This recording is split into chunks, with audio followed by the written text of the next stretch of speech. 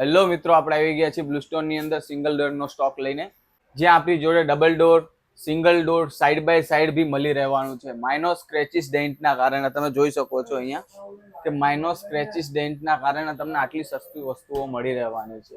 એવી ફક્ત ને ફક્ત બ્લુસ્ટોન ઇલેક્ટ્રોનિક્સ ની અંદર. આવી જાઓ, તમને વોશિંગ મશીન બતાવી દઈએ.